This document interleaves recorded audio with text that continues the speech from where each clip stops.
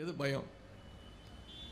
மதம், மொழி, சாதியின் பேரால வெறுப்புணர்வை வேணும்னே பரப்புறாங்க. நான் இங்கே மதுரையிலிருந்து உங்கள் முன்னிலையில் நான் உறுதியாக சொல்கிறேன், அவங்களுடைய எவ்வளவு முயற்சி பண்ணாலும் நிச்சயமாக தமிழ்நாட்டுக்குள்ள அவங்களுடைய பிரித்தாள்ற சூழ்ச்சி எந்த நாள்லையும் வெற்றி பெறாது. அது தமிழ்நாட்டு மக்கள் அனுமதிக்கவே மாட்டாங்க. ஏன்னா தமிழ்நாடு எப்பொழுதுமே ஒரு தனித்துவமான மாநிலம். மக்கள் மத்தியில் பிரிவினையை ஏற்படுத்தி, பிரிவினையை தூண்டி, கலவரத்தை ஏற்படுத்தி, அந்த கலவரத்தில் எப்படியாவது குளிர்காயலாம்னு நினைக்கின்ற பாசிஸ்டுகளுடைய நினைப்பு நிச்சயம் தமிழ்நாட்டு மக்களால் வீழ்த்தப்படும். நிச்சயம் மக்களே ஒன்று சேர்ந்து வீழ்த்துவாங்க. இயேசுவோட வாழ்க்கையில் நம்ம கற்றுக்க வேண்டிய இன்னொரு முக்கியமான விஷயம் அது ஷேரிங், பகிர்ந்து கொடுக்கணும். நம்மகிட்ட என்ன இருக்கோ அதை மற்றவங்களுக்கு உடனடியாக பகிர்ந்துக்கணும். அந்த வழியில் தான் நம்முடைய திராவிட மாடல் அரசினுடைய முதலமைச்சர் எல்லோருக்கும் எல்லாம் அப்படின்ற ஒரு ஆட்சியை நடத்திட்டு வராரு. ஆனால் ஒன்றிய அரசுக்கு பார்த்தீங்கன்னா அந்த ஷேரிங்கில் சுத்தமாக விருப்பம் கிடையாது. ஷேரிங்னாலே அவங்களுக்கு பிடிக்காது. தமிழ்நாட்டிலிருந்து அதிக வரி வசூல் பண்ணுறாங்களே, அதை பகிர்ந்து கொடுக்குறாங்களா அப்படின்னு கேட்டிங்கன்னா கிடையாது, நிச்சயம் கிடையாது. மற்ற மாநிலங்களுக்கு அதிகமாகவும் தமிழ்நாட்டுக்கு கம்மியாகவும் கொடுக்குறாங்க. இருந்தாலும் நம்முடைய முதலமைச்சர் அவர்கள் தமிழ்நாட்டு மக்களுக்கு என்னென்ன தேவையோ அதை தேவை அறிந்து சரியாக செய்து வருகின்றார் நம்முடைய முதலமைச்சர் அவர்கள். அதனால தான் இன்னைக்கு இந்தியாவிலே சிறந்து விளங்குகின்ற மாநிலங்களில் நம்பர் 1 இடத்துல நம்முடைய தமிழ்நாடு இன்னைக்கு இடம்பெற்றிருக்கு.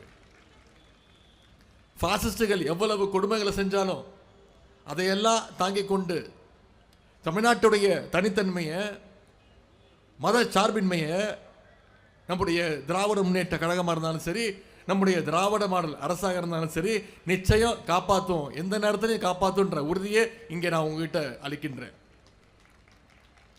சிறுபான்மை மக்களுக்கும் கழகத்திற்குமான பந்தம் இன்னைக்கு நேற்று உருவான பந்தம் கிடையாது.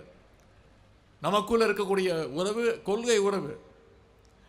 அதை எப்படிப்பட்டவங்க யாராக இருந்தாலும் நிச்சயம் பிரிக்க முடியாத உறவு. திராவிட முன்னேற்ற கழகம் கிறிஸ்தவ மக்களுக்கும் இஸ்லாமியர்களுக்கு உட்பட்ட அனைத்து சிறுபான்மையின் மக்களுக்கும் என்னைக்குமே ஒரு பாதுகாப்பு அரணாக தான் திகழ்ந்திருக்கு. குறிப்பாக இந்த 4.5 வருஷத்தில் பல்வேறு திட்டங்களை நம்முடைய அரசு, நம்முடைய முதலமைச்சர் அவர்கள் செஞ்சு கொடுக்கிறாரு. கிறிஸ்தவர்கள் உட்பட சிறுபான்மையின மாணவர்கள் 1 லட்சம் பேருக்கு கடந்த 4.5 வருஷத்தில் மட்டும் மொத்தம் 7 கோடி ரூபாய் அளவிற்கு கல்வி உதவித்தொகை மட்டும் வழங்கப்பட்டிருக்கு. கிறிஸ்தவ தேவாலயங்களில் பணிபுரிகின்ற பணியாளர்கள், அவங்களுடைய நலவாரிய உறுப்பினர்களுக்கான ஓய்வூதிய தொகை ஆண்டுக்கு 12,000 இருந்தது. இன்னைக்கு நம்முடைய முதலமைச்சர் அதை உயர்த்தி 15,000 உயர்த்தி கொடுத்திருக்கிறார் முதலமைச்சர் அவர்கள். அதே போல வாரிய உறுப்பினர்கள் இயற்கை மரணம் அடைஞ்சா அவங்களுடைய குடும்பத்திற்கு வழங்கப்பட்ட உதவித்தொகை 20,000 இருந்தது. உங்களுடைய கோரிக்கை ஏற்று இன்னைக்கு முதலமைச்சர் அவர்கள் அதை 30,000 உயர்த்தி கொடுத்திருக்கிறார். அதே மாதிரி வாரிய உறுப்பினருடைய குடும்பத்தைச் சேர்ந்த மாணவ மாணவியருக்கு கல்வி உதவி தொகையாக மாதம் 1000 ரூபாய் வழங்கப்படுகிறது. பிளே ஸ்டோர் மற்றும் ஆப் ஸ்டோரில் இருந்து பாலிமர் செயலியை QR கோடு மூலம் பதிவிறக்கம் செய்யுங்கள். செய்திகளை உடனுக்குடன் பெறுங்கள்.